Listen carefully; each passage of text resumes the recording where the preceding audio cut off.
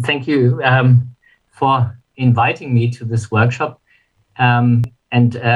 Also, I thank the co-organizers and IPAM for allowing us to have this wonderful workshop. As most of you probably wonder, why am I on this side of the Atlantic and not on your side? And there was a mishap.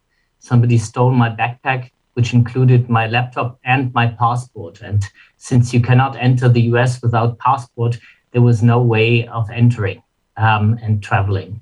So in this sense, I'm sadly not experiencing the California rain, which is rare, as I understand, but I'm rather experiencing the Berlin rain, which is not so rare. I will split my talk a bit about some recent results on XAI for the sciences, but also some technical developments. So as you see from the many logos, there's a number of people that provide funding for us. Most recently, we are in the lucky situation that our government has funded an institute which is called Bifold. It's a national AI center for Germany, and I have the privilege to co-run it together with Volker Markel. It's a center with 22 million per year on a permanent basis. So this is a very nice thing, and it's constantly looking for people who want to join. So that's the shameless self-advertisement. I'm going into the talk now. Can you see my mouse? Very good, excellent. So I will just briefly recap about the signal decisions of nonlinear learners and then apply to different disciplines. And in my talk, I give some previews to things that will be talked about much more detail later. And I will also talk a bit about XAI for unsupervised learning and counterfactuals. Okay, so let's start where, for us, basically a lot of the activity has actually started. And this is a collaboration that we started long ago, almost a decade ago, with Frederick Klauschen, who came back to Berlin from NIH. And he's a medical doctor, a physicist and pathologist, and he's now the director of the pathology in Munich. And so, at that time, unfortunately, my brother, the husband of my sister had died of cancer, and I wanted to contribute to cancer research. And so Frederick and I got together, and we started a program that is still ongoing, and it's going stronger every year. So the idea then was to say, how about taking pathological slices and classifying whether something is cancer or not. And you can, see this. It's a very common thing.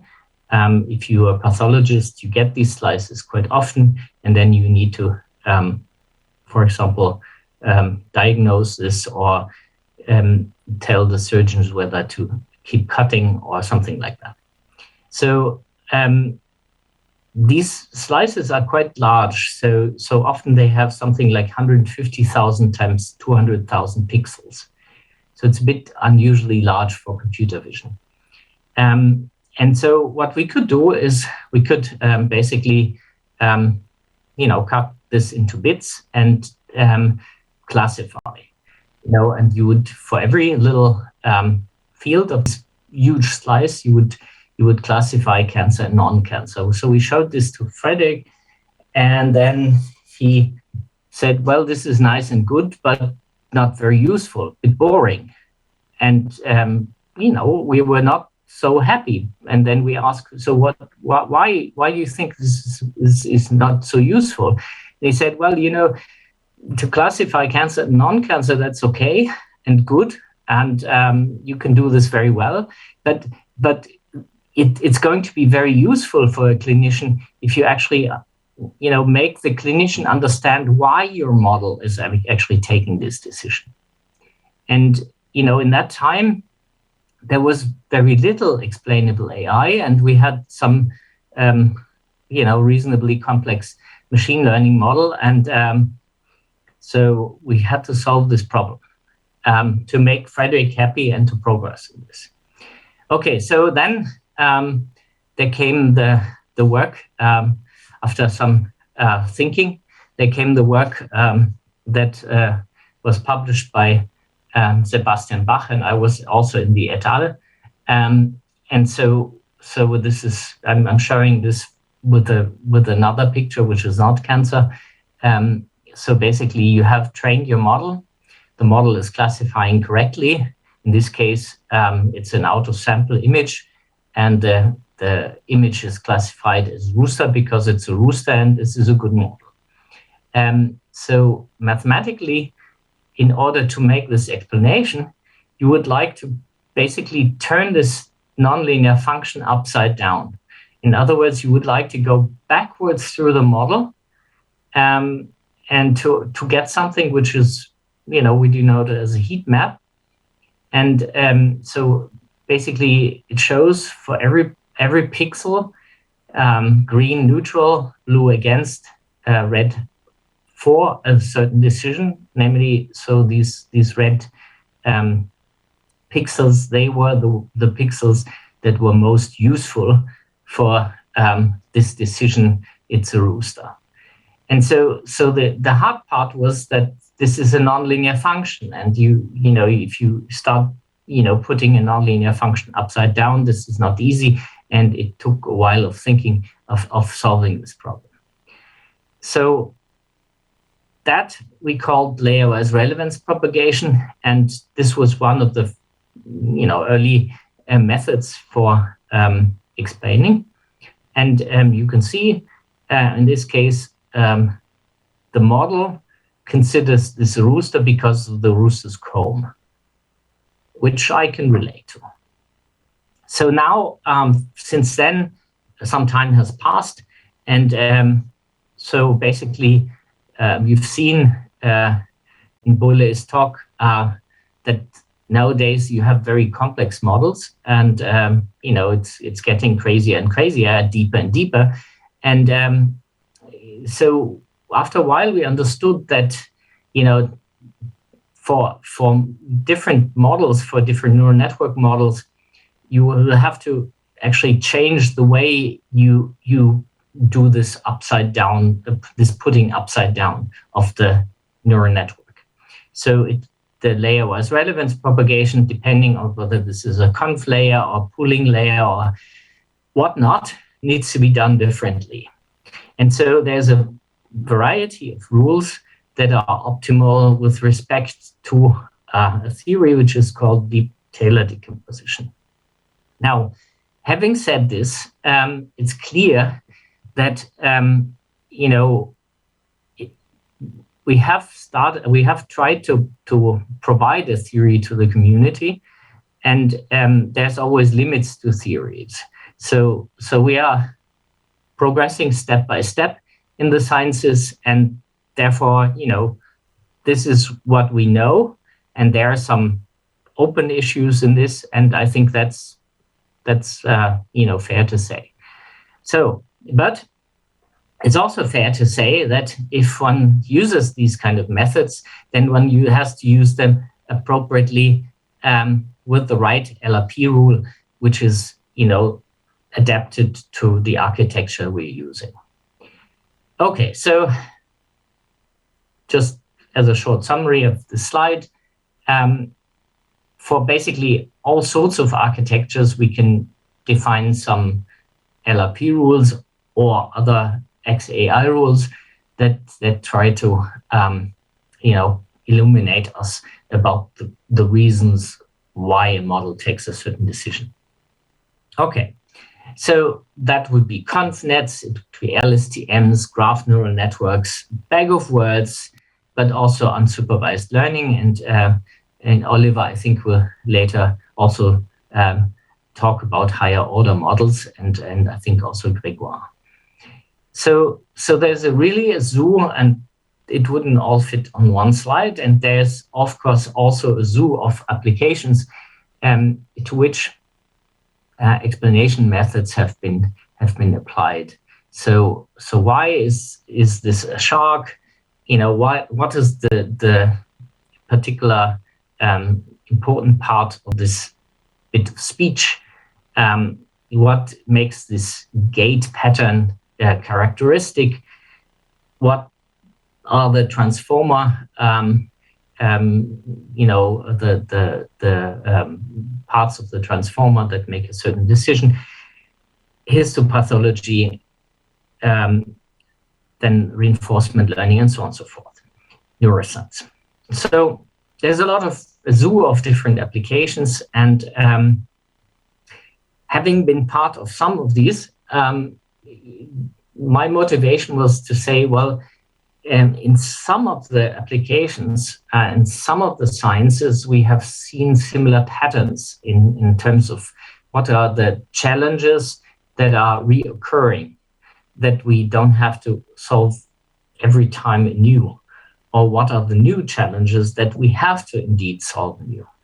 And so that was also a bit of a motivation of bringing people together that have thought about this type of explanation theory and application from very different angles, to hopefully learn something from each other.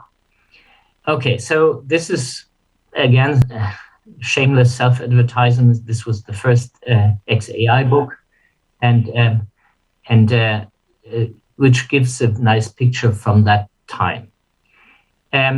So let me just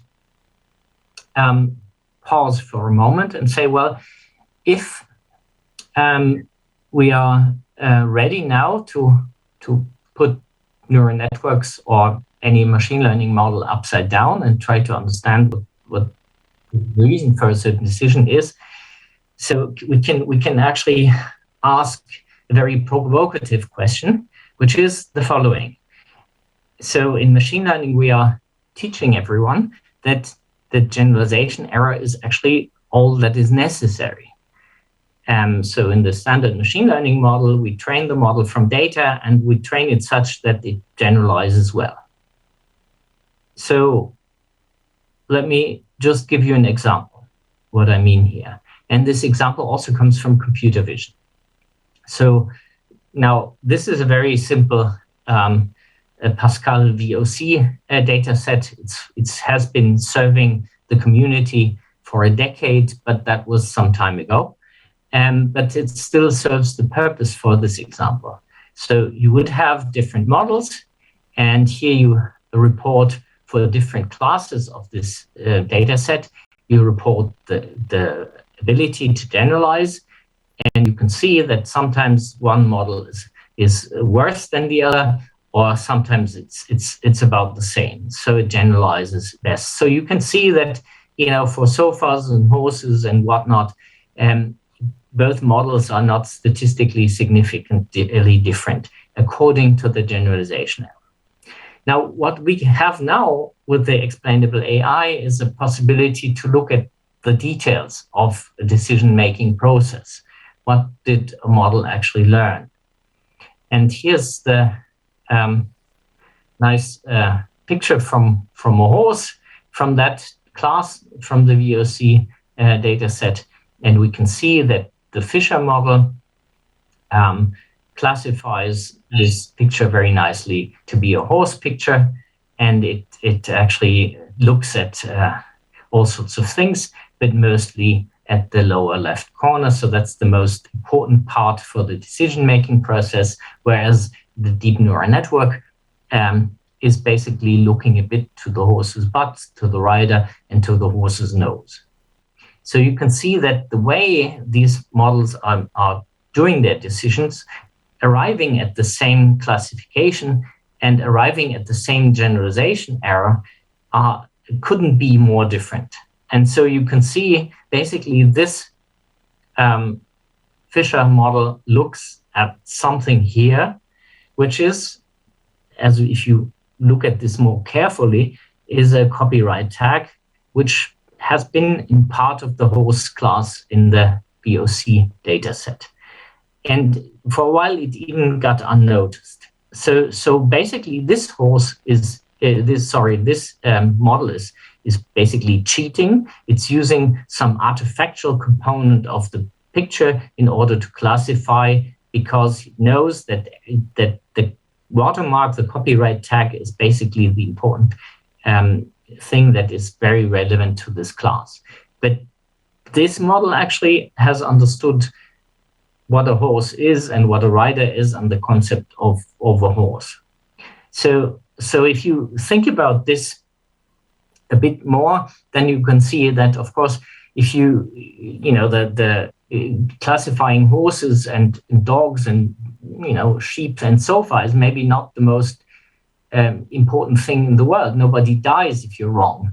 But if you do classification of cancer or some medical, or high stakes kind of classification, then I think it's better to know that your model has actually captured the underlying principle and is not cheating. So this point of classifying correctly, but for the wrong reasons, is a reoccurring thing. And we discovered this old horse here. I mean, at that time, it was quite a young horse. It was early 1900. The horse came by the name of Hans, and it is a horse from Berlin. And allegedly, and very appropriate for IPAM, people actually thought this horse could do math. And so the idea was the following. So this human would provide a math exercise to the horse, like 3 + 2, and then the horse would take its hoof and tap the appropriate number of times that the result takes. So the horse was always correct.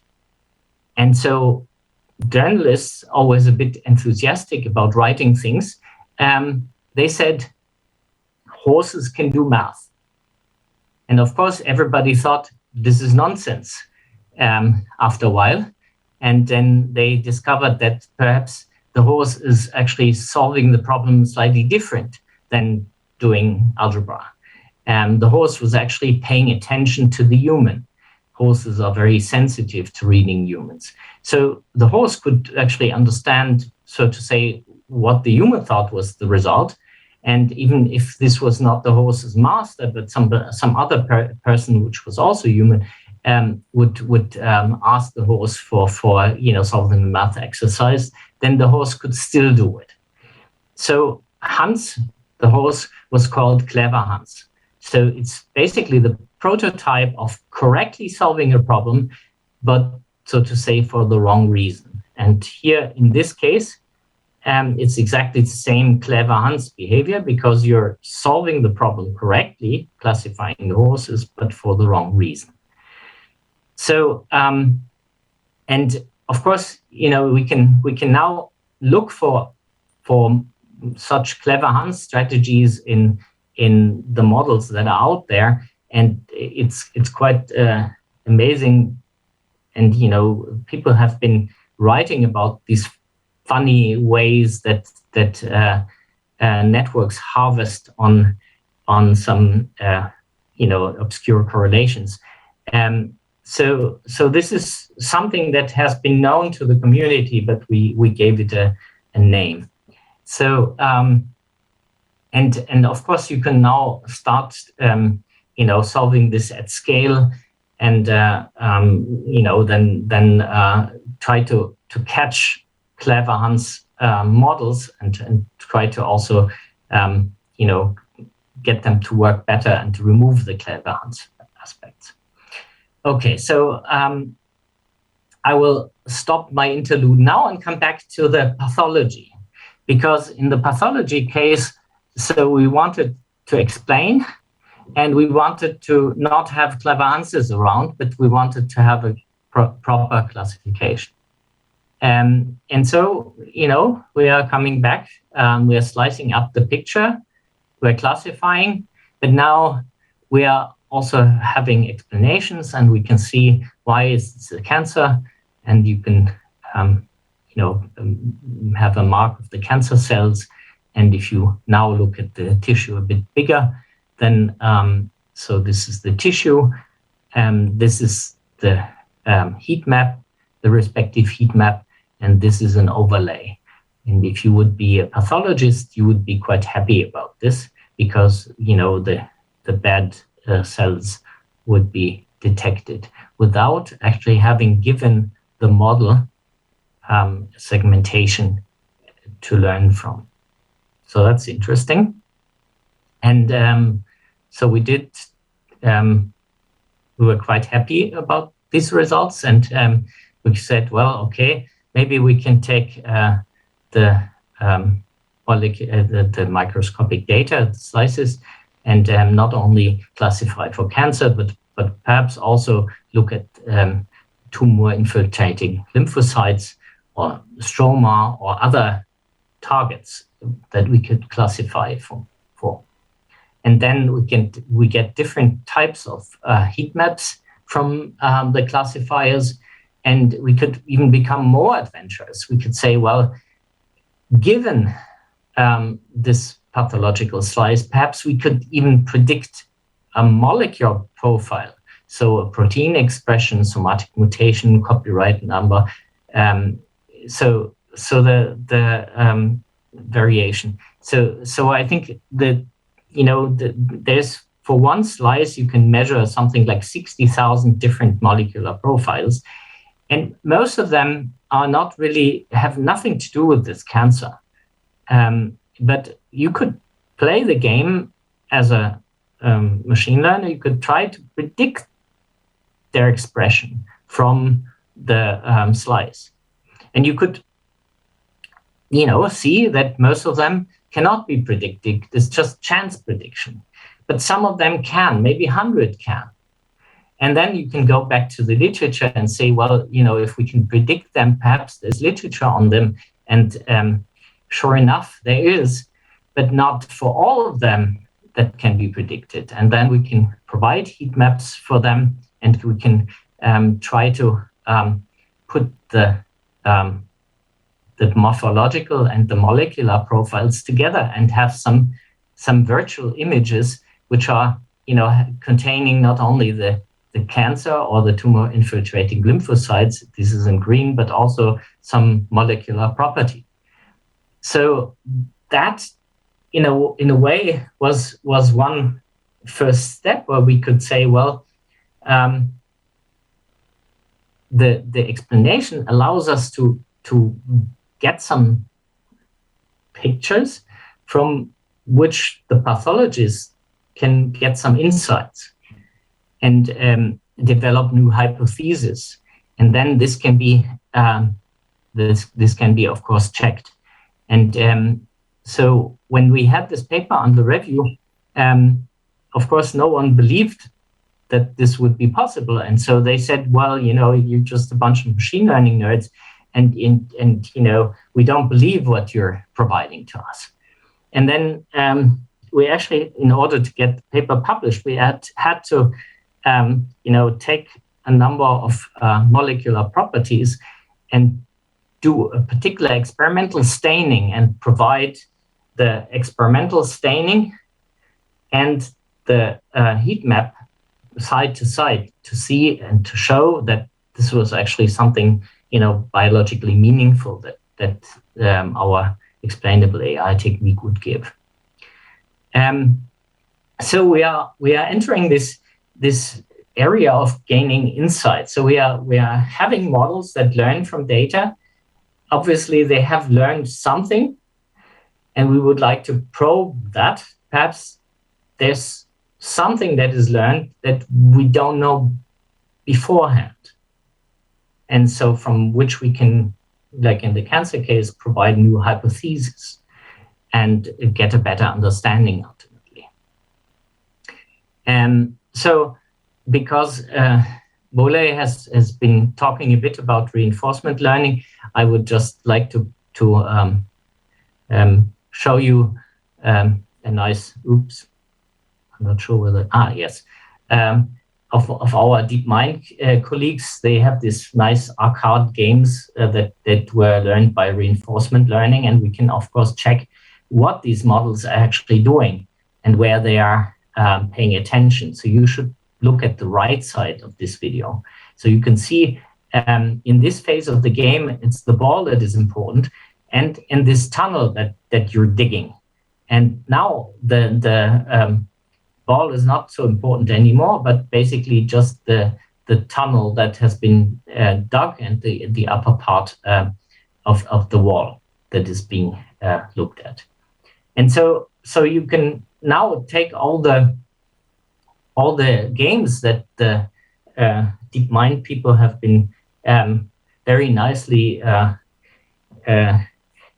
playing with their reinforcement learning methods, and you can try to understand whether in these games they're like in this arcade game that I just showed, whether the model has been learning something meaningful, or whether the model is also doing some clever hunts.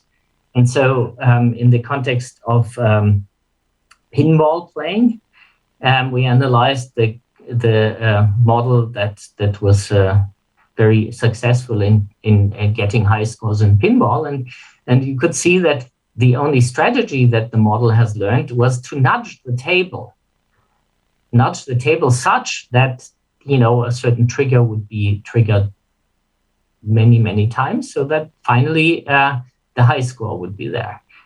And of course, in any reality, if you nudge the tables for so much, then you can't. This goes bust and tilt. So that was a very nice, clever hunt. So now coming to the another field that has a lot to do with IPAM, which is machine learning in chemistry. And in 2011, we had a long program at IPAM, and at that moment, basically, it emerged that instead of solving the Schrödinger equation approximately with some DFT approximation, one could also try to learn predicting the outcome of the Schrödinger equation.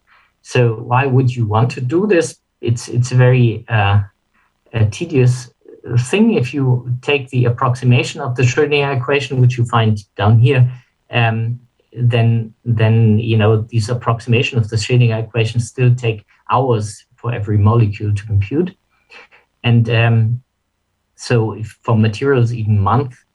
But the machine learning part, which generalizes quite nicely across molecules, is actually doing this in fractions of a millisecond. So we have a factor of, 10 million, 20, 30 million at a very high precision of predicting certain quantum chemical properties. And so this idea was developed in this 2011 program and became a FISREV letter basically in the year after the program. And so then we kept dreaming about this, and I think in history, mankind has charted space in order to navigate, but we haven't charted chemical space. It's vast. Chemical space is vast. There's more small molecules than atoms of this universe. So if we could just even chart a part of it, it would be fantastic. And perhaps machine learning can play a role in this. but that's another program. So one thing that we came up with after a while, this was 2017, was to say, how about taking a complex neural network and having the neural network predict the outcome of the Schrödinger equation. This was first authored by Christoph Schütt, and there were Alex and myself, and also Stefan Schmieder and Fahad part of this.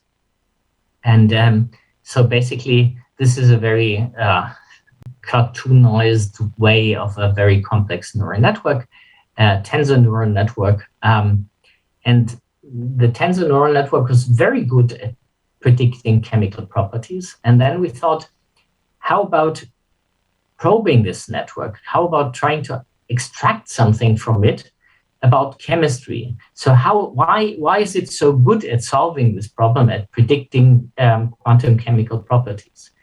And so you can see that here are some gummy bear plots that we invented for this purpose. So basically here, you for a certain molecule that is modeled by the neural net, you wonder, assume that you would be a hydrogen, and you would, and I put this in quotes. I hope my quotes are visible. Can I get the chemical potential in quotes that this model has learned, so that we can see, wherever we put the hydrogen, we get this potential and we can draw it, and this makes the funny colored picture. Or if this was a carbon, then this makes this funny picture. Or if you look at the material, then you have this funny picture. But these pictures basically, they are condensing the insight that the model has gained through learning from data about chemistry, about chemical environments of atoms. And so there were actually some quite interesting insights that we could get from a model that were not known before. And therefore, in a way, that was a very important step forward, that we could use a way of explaining a model to gain new insight. Okay, so let me just change gears quickly, because I may go over time anyway. So we have been, so I told you a bit about applications in medicine, in chemistry. I could also make other examples, but I would also like to look at some, practical progress of where we establish XAI methods for other machine learning methods. One is unsupervised learning, and also Bolet was discussing GANs in great details. So here I will discuss anomaly detection. So that's not so recent. It's 2 years ago that we could basically try to understand a model that does anomaly detection and explain it. So, for example, if you think about some data that you have, then you can ask the question: what is the smallest ball in which I could put around my data? And some data doesn't fit into that smallest part, and then we're considering that anomalous. So, in the medical context, anomalous often holds the key to our understanding about an illness. Why is somebody surviving so long? Who shouldn't? And so on. So there's a number of methods for this, like support vector data description, but also deep neural networks that were used for anomaly detection. And so the question is then, so assume that you say this point is anomalous, then you would like to say, why is this model thinking that this point is anomalous? And I would just like to show you examples. So here's the picture of a parking lot, and you can slice this parking lot into little tiles, and you can ask, which of these tiles is the anomalous one, and then the model will, the explanation model will color you, so to say, that part in the picture that is anomalous. So you can see the car is the anomalous part here, or the coin, or here the lamps. So you can see that this can be used, and basically all the anomaly detection models are all of a sudden becoming transparent. So a lot of people are using clustering. And so you could also ask the question, if you cluster, why? And clustering is something highly nonlinear, and you can cluster in the representation space of neural nets. So it's not so obvious why something is part of a certain cluster. And we would like to explain that. And so this is advanced online in TNLS. And so the idea of actually solving this is, for example, assume that your model is not a neural network, maybe a kernel machine. So clustering is not a neural network in general. Then you first translate the model into a neural net. That's the neuralization part. And then you do, as we have just learned, putting the neural network upside down. So you can, I just show you this exercise. So if you have some data point X, and then you would like to cluster this data point, then basically you first do a linear distance to the other data and data points, and then you do a min pool, which means that you're trying to find the center which is closest to this new data point. So that's, in a sense, a neural net, right? So you can also do kernel k-means, and then this becomes a bit more difficult, and you have a more sophisticated neural net, or you can have deep k-means, and it's an even more sophisticated neural net. And then you can basically use this to look at representations in the model. So Muller has been looking at many different architectures, but this is now the VGG16. It's an older architecture that was, almost state of the art at that moment. And we can now look at different layers, and we can see and cluster these VGG features, and we can also try to understand what makes them part of a certain cluster, and then we can see attribute meaning and semantics to this. For example, in layer 17, it's more like the vertical edges or textures or building structure, but here in layer 31, it's already semantically more advanced concepts like traffic lights or streetcars or things like that. So you can try to understand and dissect, a representation, try to get some insights of what the model is doing on the semantic level. So I'm not sure how much time I still have. Anybody?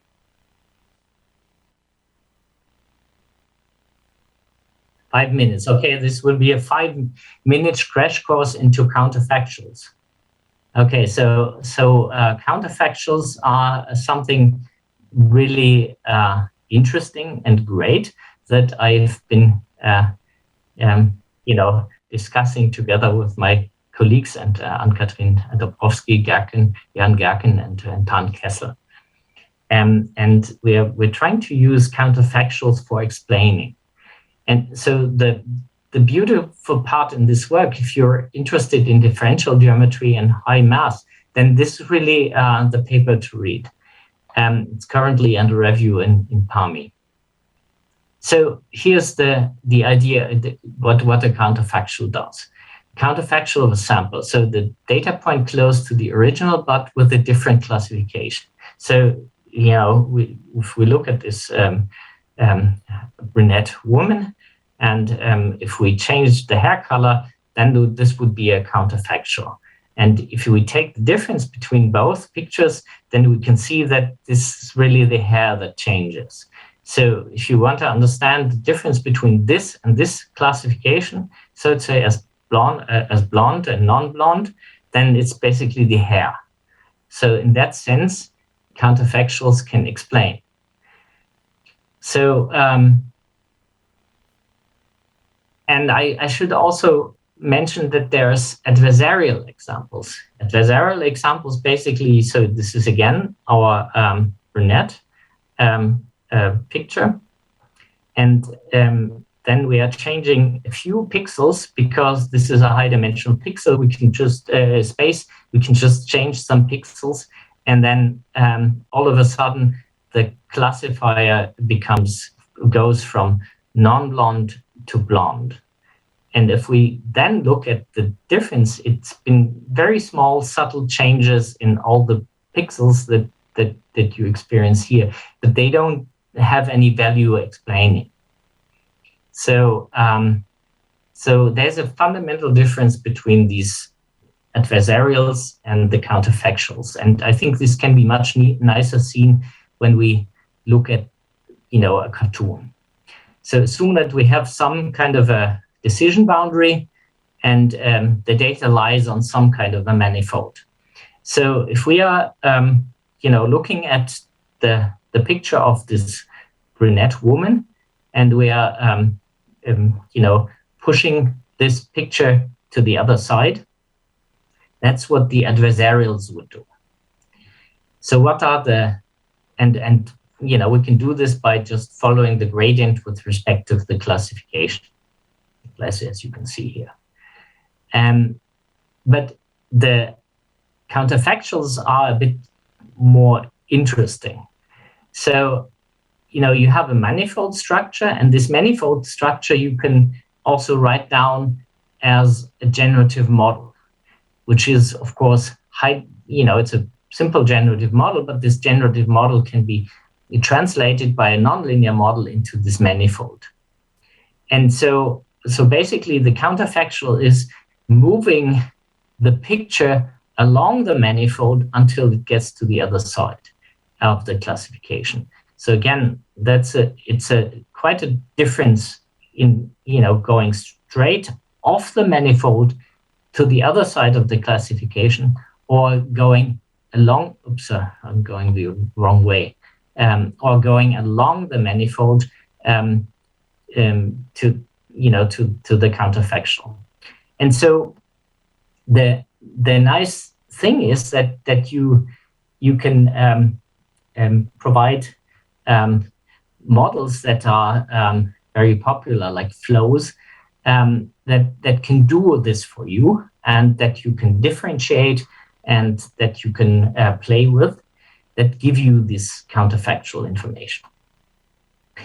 And the interesting thing about our work is that we could show that basically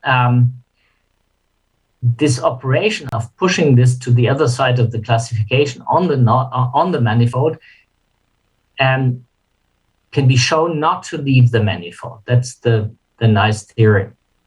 And even if we only approximately go along the manifold, then it still stays, it's only an approximate diffeomorphic counterfactual. We're still staying on the manifold. So that's a nice thing, which grounds the theory such that we can practically use it. And so if you just, look at an example, so you have one class that is, going around here with one label and then continuing here with another label. If we are taking the gradient, so to say, on, trying to push this from the red label to the gray label, then we're ending up somewhere here. But the counterfactual will move on the manifold and will just basically end up here. So that's the toy example. And we can, of course, then look at, some examples that are more practical. So if we are, doing these, if we are working in the latent space, and we're doing changes in the latent space, then we can go from brunette to blonde, and we can see the counterfactual shows us what this is at. The adversarial doesn't. And so we have many different examples where this is nicely shown. So I'm coming to a conclusion. So I find that explaining and interpreting models is important. There's some new theory, which is, I showed a bit of the counterfactual theory. LRP is based on the deep Taylor expansion again. It's a theory that has, as every theory, its limits. But overall, explainable models are a tool for gaining insight. And I think that's quite useful for the sciences and for medicine, and because they help us to have data-driven hypothesis building. So here's some more advertisement for some tutorials or books, and here's the book from 2019, and this is a 22 book by Andreas Holzinger, who will speak a bit later. So thank you very much for your attention.